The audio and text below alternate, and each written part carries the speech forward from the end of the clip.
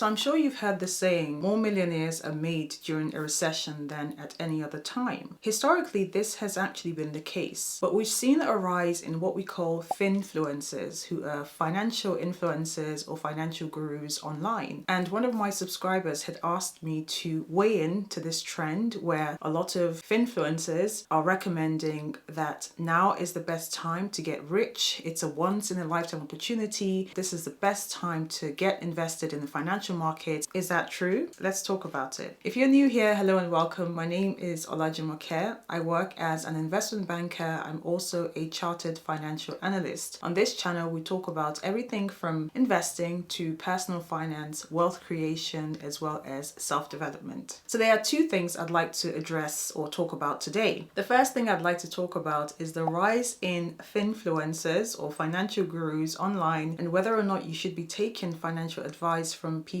on the internet. The second thing is to delve into the topic as to whether or not this is a great time or a good time to get invested in financial assets or to build a portfolio. So starting off with the rise in Finfluencers or financial gurus. Disclaimer, I am not a finance guru. I just work within the industry and I'm here to share things that I've learned over time whilst looking after wealthy individuals and families as well as institutions, as well as my own personal experiences that have helped me build my wealth profile to what it is today and hopefully bring you along on my journey as I work towards becoming a multi-millionaire.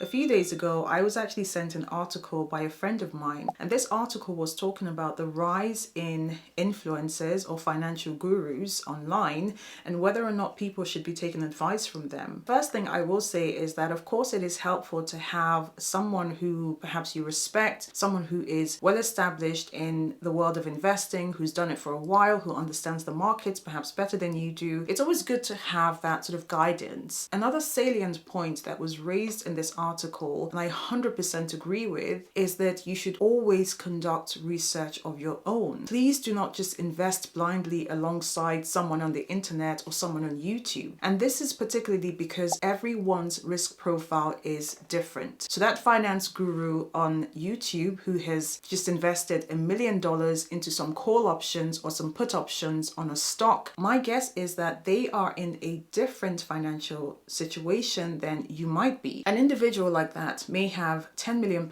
or dollars to play around with, and that may not necessarily be the case for you. So it's very important to always consider that the advice that's being given by or recommendation that's been given by a finance guru or someone on the internet is pretty much subjective and is based on their individual risk profile, their individual financial arrangements and situations. So you should always do your research on stocks, on investment ideas and tips, if for nothing else, just so that you are mitigating some of the risks around investing. And so to answer the question as to whether or not you should be taking advice from those on the internet or finance gurus online, I would say it really depends on what the recommendation or the advice is. Of course, as I said before, you should always do your research. But secondly, advice is different from guidance. So if someone is advising you to buy a stock or to make an investment, that is very different from giving you tips or guidance around how to buy a stock or how to buy a property, for example. So those two objectives shouldn't be confused with one another. The internet is of course a wonderful place and it's pregnant with information, but caution should be given to how one utilizes the information that you get online. The second thing I'd like to delve into is whether or not now is a good time to invest. And of course, it would be helpful if you could get different perspectives on whether or not you should be investing now. A subscriber of mine actually requested that I weigh in on this topic, given that I work in the industry, and I thought it was a very good idea because I think it's quite timely. Many finance gurus online are talking about now being the best time to get invested. It's a once in a lifetime opportunity, and some people are understandably wondering whether or not that is sound advice. With inflation raging and the housing market going haywire, with investments on the decline, real wages being lower, it's a very tough call before. It's understandable that,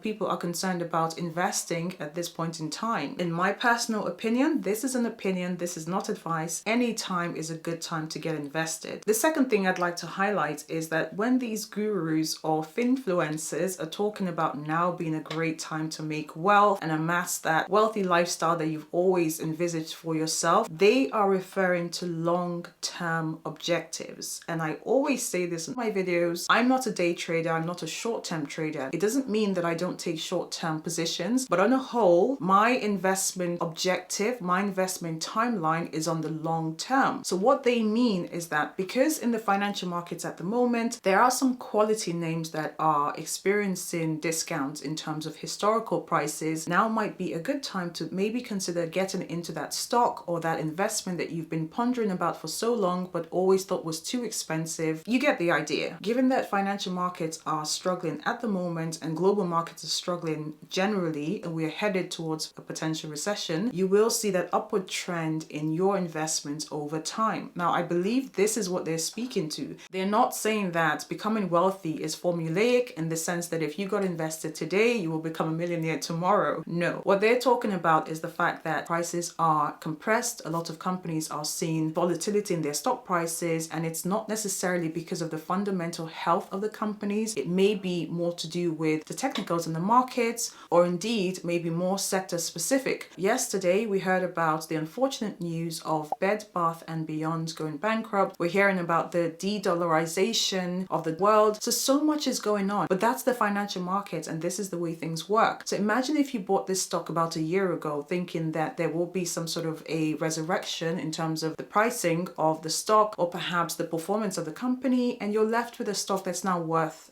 pretty much nothing. Some stakeholders are loading up on their cash because they think this isn't the worst. Others are dipping into the markets from a tiered investing perspective, which means that they are sort of spreading their investments over time, which I think is pretty wise because nobody can time the markets. And other people have decided to just delve in now, not worry about whether or not things are going to get worse. It all depends on you and what your risk objective is. But I do agree that this is potentially a good time to maybe consider getting into the markets. If this is your first time investing, for example, any time is a great time to get started as long as you're looking at things from a long-term perspective. And so that is my interpretation of the narrative around why you should be investing right now. Is it a once-in-a-lifetime opportunity? Who knows? How long is a life? It depends, right? Recessions are cyclical, which means that we might have another recession in 10 years, in 20 years. At that point, you might be in your 30s, your 40s, your 50s. The scenario is very different for every investor out there. And so I would recommend that you consider investing from a personal perspective and consider what makes sense for you. What stage of your investment journey are you at the moment? And what stage in your life are you currently at? Are you at a stage where you can't afford to perhaps increase your risk